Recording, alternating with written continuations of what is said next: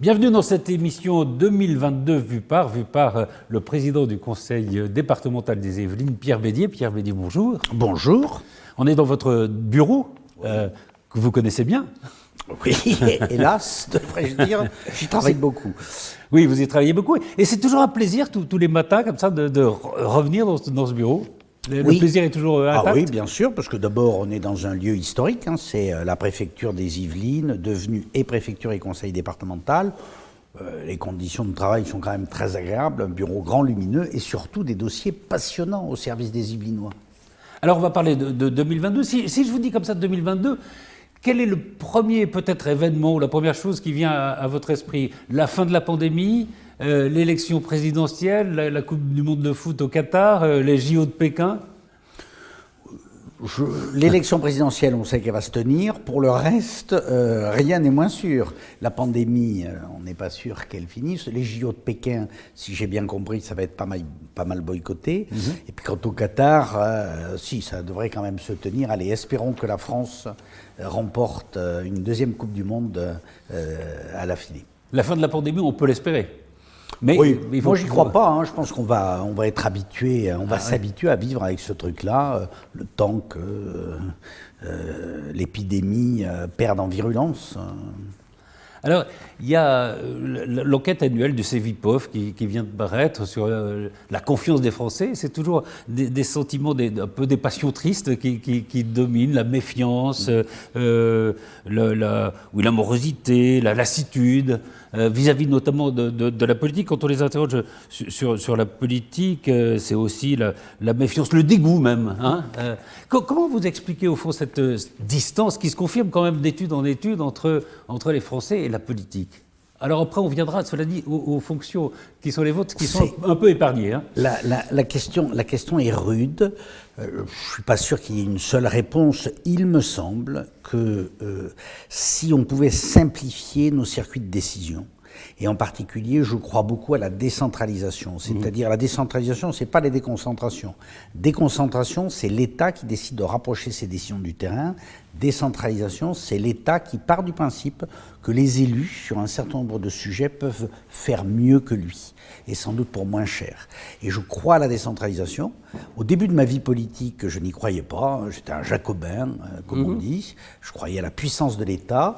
Et aujourd'hui, les sujets sont tellement complexes, de mon point de vue, que si on veut des réponses pertinentes et rapides, il faut accepter de faire confiance à ceux qui sont les plus proches des électeurs et à ceux qui sont en capacité de pouvoir répondre intelligemment et rapidement. Et les élus locaux ne sont plus les mêmes qu'il y a un siècle. Il y a un siècle, au début de la République, les élus locaux, c'était souvent des paysans qui n'étaient pas forcément passés par l'école, qui n'étaient pas encore tout à fait répandue, même si elle avait commencé avec Jules Ferry à ouvrir des classes partout, dans toutes les campagnes. Et donc des gens faiblement formés qui avaient besoin du support de l'État. Aujourd'hui, il suffit de regarder parmi les 259 maires des Yvelines. Si j'étais méchant, je dirais que leur diplôme additionné doit être supérieur à celui de tous les fonctionnaires de l'État dans le département. Donc faisons confiance aux élus locaux, et c'est ainsi que les citoyens, donc les électeurs, pourront à nouveau faire confiance à la politique, parce qu'ils auront le sentiment que leurs élus peuvent répondre aux questions du quotidien. Alors, il y a d'ailleurs toujours cette enquête du Cevipof, il y a deux exceptions dans cette méfiance vis-à-vis de la politique. C'est deux fonctions qui sont aimées par les Français, c'est celle de conseiller départemental et le conseil départemental, et c'est les mairies, c'est les maires et les conseils départementaux. Ça peut s'expliquer parce qu'il y a la proximité, et puis il y a peut-être le fait que les gens voient aussi la conséquence des décisions qui sont prises. Sans doute. Plus vite. Je rajouterais aussi le fait que les élus locaux, on a été les premiers à sortir des combats idéologiques. Il n'y a pas une façon... Enfin, il y avait autrefois des façons de gauche et des façons de droite de gérer. Aujourd'hui, il y a surtout du pragmatisme. Et je crois que les citoyens nous en rendent grâce. Donc, justement, je reviens à ce que je vous disais sur la décentralisation. C'est bien la démonstration que plus on va rapprocher le citoyen du décideur, mieux ce citoyen acceptera le jeu démocratique. Il y a aussi le fait, peut-être on l'a vu pendant cette crise sanitaire, que les mairies et le conseil départemental ont agi parfois dans la carence de l'action de l'État, enfin, pour pallier la carence de l'action de l'État, ou pour simplifier l'action de l'État. Mais parce que moi, j'aime pas taper sur l'État quand même, je reste gaulliste, donc je crois qu'on a besoin d'un État fort. Mais ensuite, est-ce que c'est honnêtement... parfois il est lourd. Oui, mais justement, est-ce que c'est à l'État de s'occuper de problèmes de masques ? Je pense qu'il est plus normal que ce soit le maire de la commune, appuyé effectivement par le président du conseil départemental ou la présidente du conseil régional, parce qu'il a besoin de grouper les commandes, il a besoin de s'assurer que les produits arrivent, il faut une certaine logistique. C'est ni au ministre de la Santé, ni au Premier ministre, ni au président de la République. Comme on dit un peu vulgairement, c'est pas de leur niveau. Eux, il faut qu'ils s'occupent effectivement de la vaccination.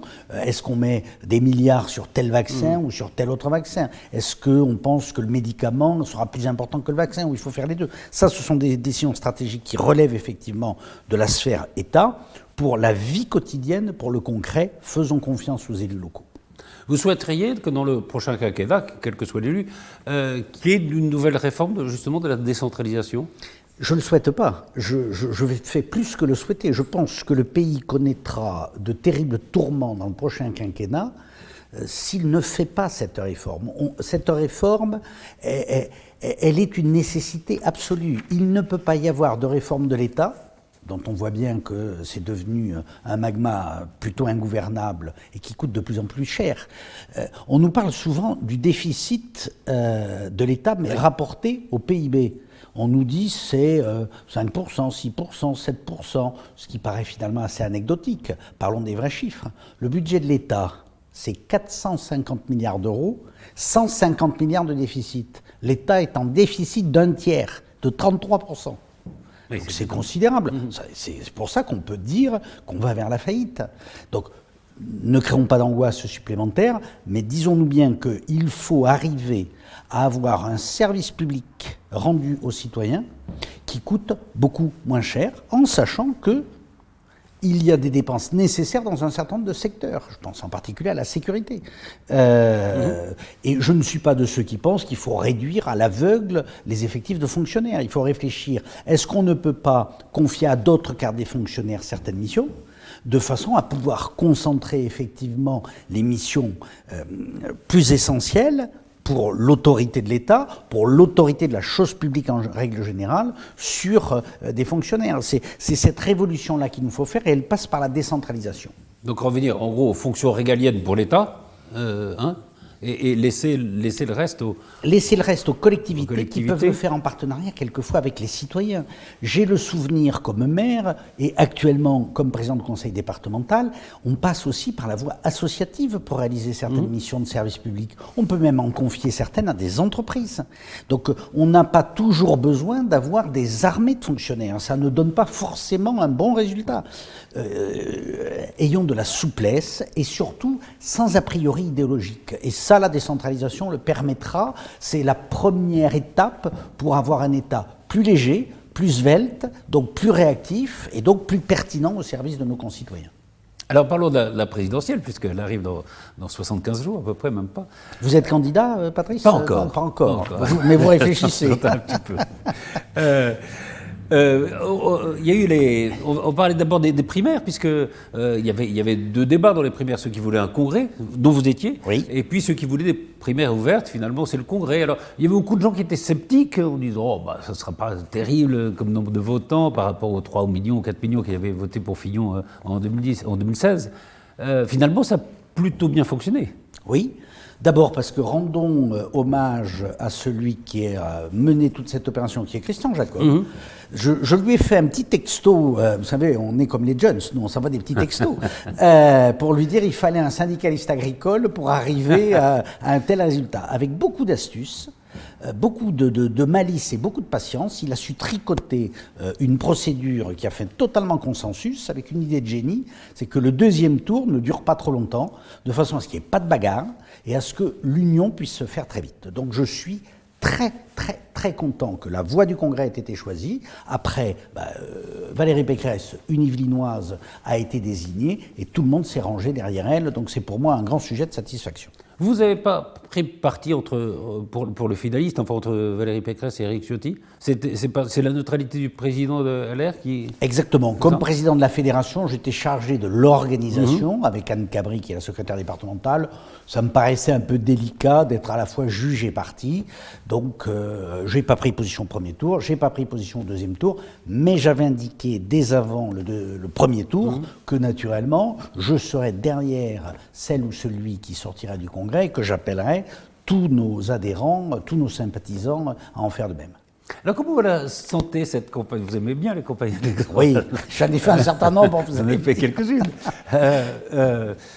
On a l'impression qu'il y a la drôle de guerre, qu'il y a une drôle de campagne, que ça ne part pas vraiment. Alors peut-être qu'on attend la candidature du président sortant, mais... Oui, c'est vrai que c'est une drôle. Alors d'abord, je crois que la pandémie, on l'a déjà vu l'année dernière avec l'élection départementale et l'année devant avec l'élection municipale, ça rend les élections un peu différentes. Je pense aussi que les évolutions technologiques rendent les campagnes très, très différentes. Hein. Beaucoup de choses se passent désormais sur les réseaux sociaux. Et puis, le jeu n'est pas encore connu. Il y a encore quelques hésitations sur les candidats, et en particulier du côté de la gauche. C'est la grande nouveauté. Jamais la gauche, depuis 1969, après mai 68, avec la candidature malheureuse de Gaston Defferre, qui avait fait un score ridicule, la tentative de Mitterrand à Charletti, etc. Enfin, la gauche en 69 était totalement décomposée. On revit un peu cette période, me semble-t-il, ce qui fait qu'on avait eu un deuxième tour assez curieux, puisque c'est un deuxième tour entre la droite centriste et le centre-droit. C'était Georges Pompidou et Alain Poher, donc un truc un peu spécial.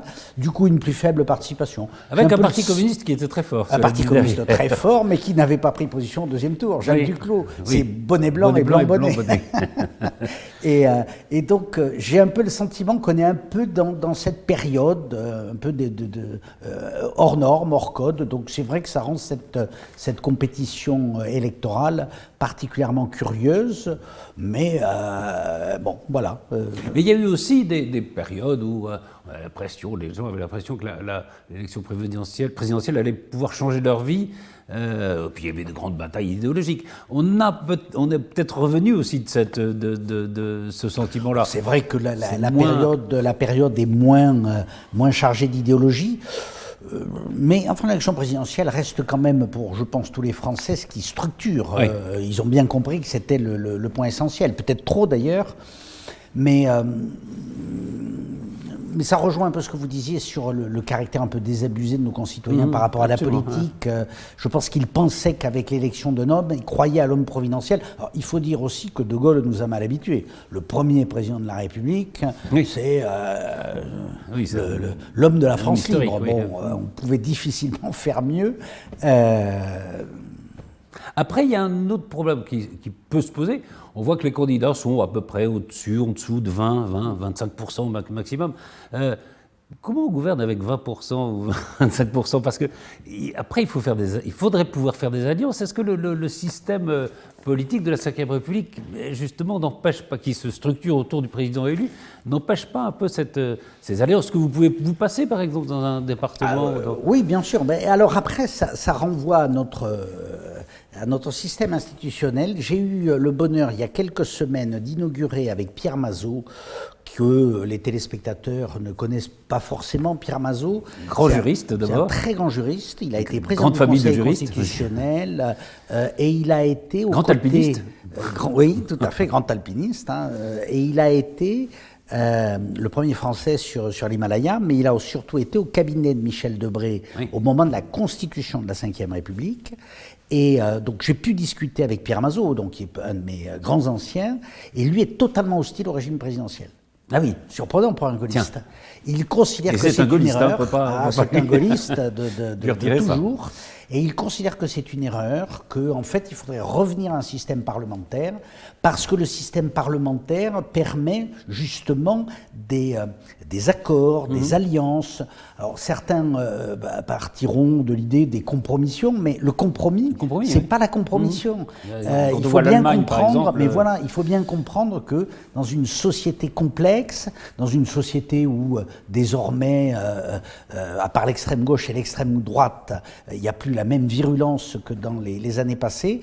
Il faudrait sans doute un système un peu plus souple. Alors voilà, c'est une piste, je vous la livre comme ça. Mais c'est intéressant qu'il dise ça, je lui. pense que c'est extrêmement difficile de faire une réforme qui priverait les Français de l'élection Oui. de leur président de la République, mais il faut peut-être rien s'interdire. En tout cas, c'est pour moi une piste de réflexion. Dans votre majorité départementale, il y a des maires, il y a beaucoup de gens qui votent Pécresse, enfin qui se prononcent pour Valérie Pécresse, et puis il y a des maires importants qui se prononcent pour Emmanuel Macron. Est-ce que ça vous pose un problème? Non. Je choisis, pour qu'il n'y ait pas d'ambiguïté, de soutenir Valérie Pécresse, mais Emmanuel Macron n'est pas un ennemi de la République, il est président de la République, donc c'est un adversaire. Est-ce un adversaire ? Disons que c'est une vision différente. Il n'y a pas de détestation, il n'y a pas de combat à proprement parler.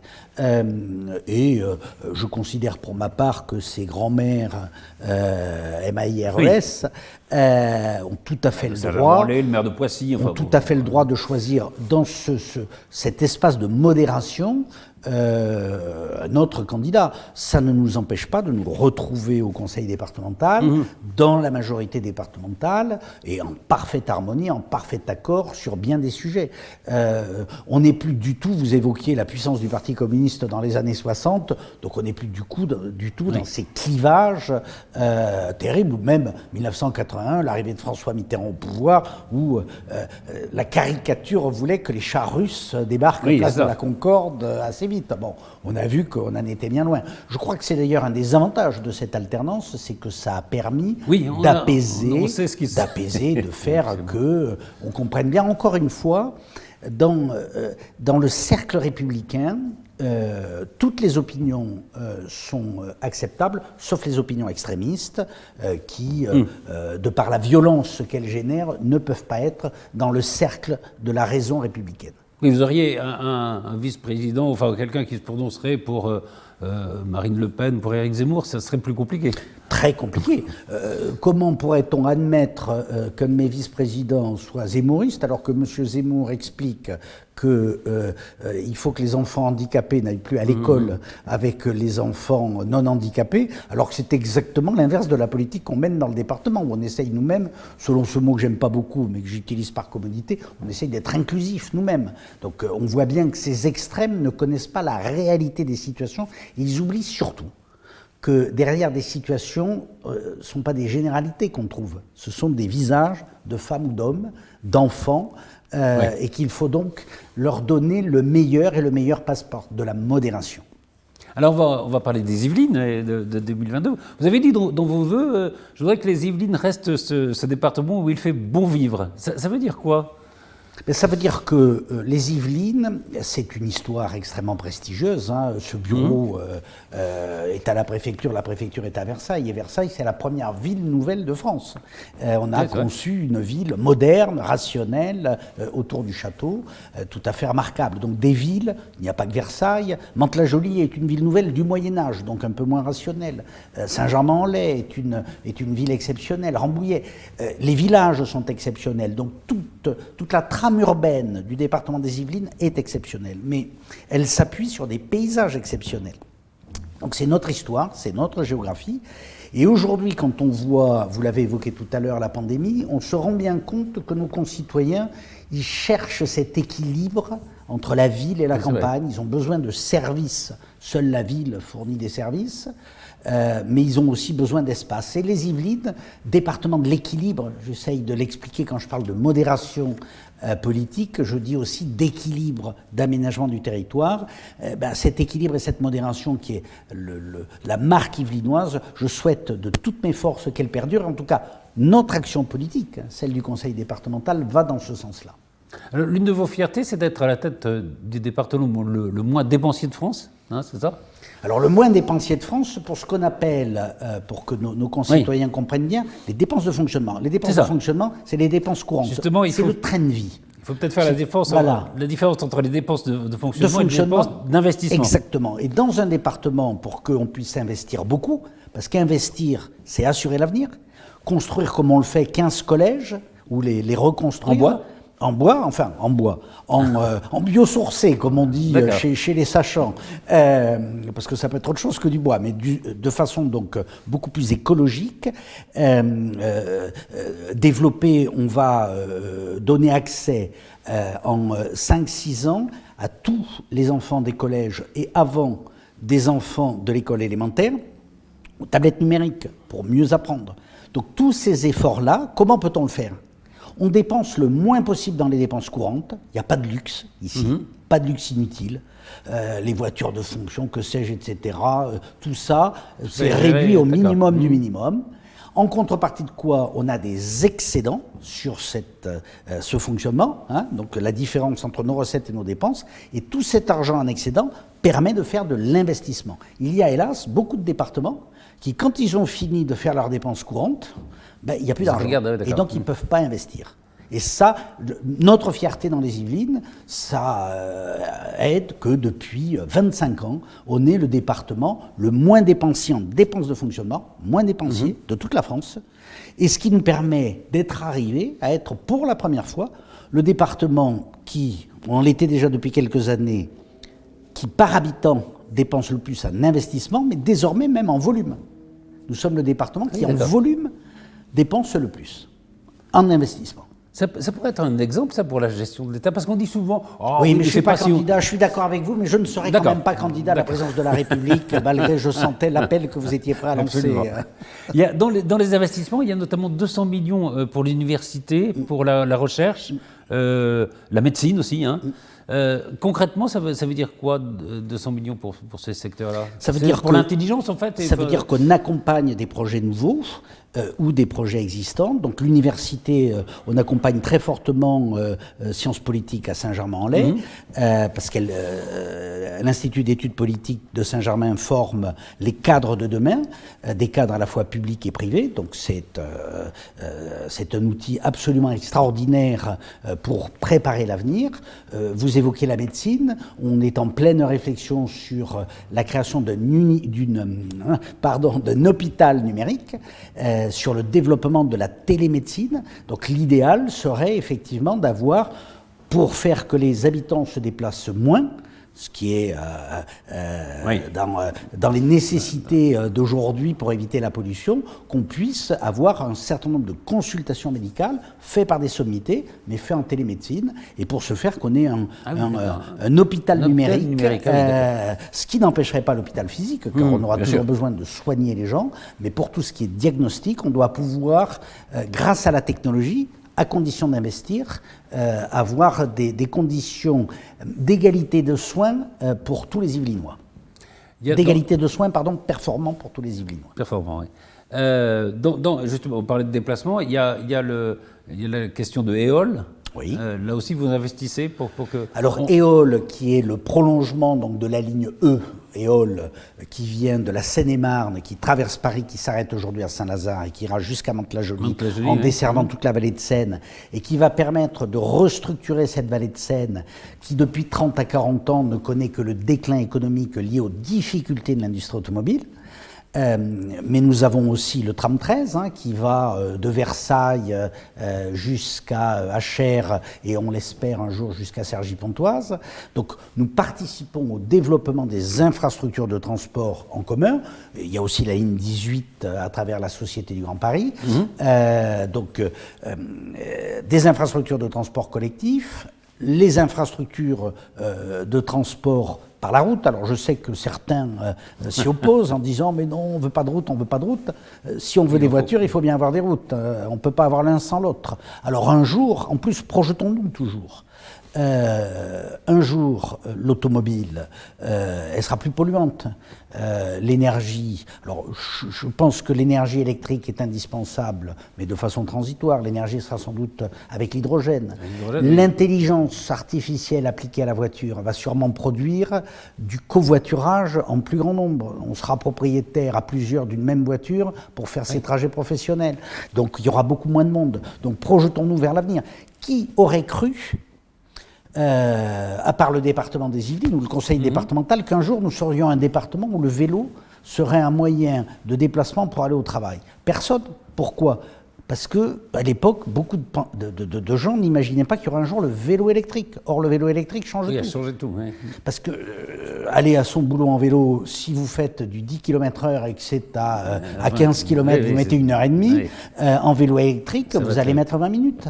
Et ça reste quand même sportif, parce que vous êtes pas obligé d'utiliser toujours l'électricité. Donc, les évolutions, croyons à l'avenir à travers la science. Les évolutions technologiques nous permettent de mieux aménager le territoire. Un des avenirs, justement, vous parliez de l'automobile, et c'est un des grands départements de l'automobile, les Yvelines, c'est le changement de l'usine de Flins qui va devenir une usine d'économie circulaire. Ouais, voilà, d'économie circulaire, voilà. Parce que je ne me rappelle plus, je crois qu'ils appellent ça refactoring. Refactoring. C'est ces anglicismes dont mais en on fait, truffe. c'est ce qu'on appelle l'économie circulaire. Exactement. Qui est écologique, alors, pour le coup. Pour le coup, on récupère des voitures et on les reprépare, on leur redonne un coup de neuf. Mais ce qui est en train de se faire pour les vêtements, ce qui se fait pour les téléphones, donc nous allons aller largement vers cette économie circulaire et c'est une très bonne chose. Et je suis très fier que les Yvelines soient en pointe dans ce domaine. Je vous confirme effectivement que Renault a des objectifs très ambitieux sur son usine de Flins, ce qui est une bonne nouvelle. Il y a dans vos projets un verdissement justement des aides, enfin souci écologique dans les aides. Oui. C'est quoi votre conception de l'écologie au fond, parce que parfois on voit bien, enfin chez les écolos, c'est moins de dépenses, c'est une autre vie, enfin c'est pas forcément la seule conception écologique qu'on peut avoir. Je pense que si l'écologie est répressive, malgré sa nécessité, elle n'obtiendra aucun résultat, parce qu'elle sera même un ferment de révolution. Parce que ce sont les plus modestes qui en porteront le poids. Il faut donc une écologie, même malgré l'urgence, une écologie d'accompagnement, une écologie de persuasion, une écologie de modification progressive des comportements. Et c'est pour ça que toutes les institutions doivent s'engager. Il n'y a pas que les entreprises, il y a aussi les institutions, et les institutions ne doivent pas attendre seulement de l'État. Nous, les départements, les régions, les communes, les intercos, on doit vraiment avoir le souci écologique. Soyons lucides, on ne va pas du jour au lendemain faire régresser le réchauffement de la planète, qui est un facteur incontestable. Ça va prendre du temps. Il faut donc s'y engager avec énergie, avec force, et encore une fois, j'insiste bien, il ne faut pas être régressif. Si on nous explique que seule la décroissance nous en sortira, c'est pousser l'humanité au suicide collectif. Moi, je suis convaincu que par la science, nous arriverons à trouver des solutions qui ne seront pas des solutions régressives et qui ne feront pas que certains vivront plus mal que les générations précédentes. Ça ne serait pas acceptable. Alors vous avez souhaité une bonne année aux Yvelinois. Est-ce que vous êtes vous-même souhaité des vœux? C'est pas discret. On m'en a souhaité pas mal. Qu'est-ce qu'on pourrait vous souhaiter alors? Une bonne santé. Voilà. C'est mon côté très rural, donc yvelinois. La santé d'abord, le reste viendra ensuite. Mais merci de m'avoir souhaité donc une bonne santé. Bonne santé, Patrice. Merci beaucoup, Pierre Bélier. Merci et bonne santé à vous aussi. Merci. Et à tous les Yvelinois.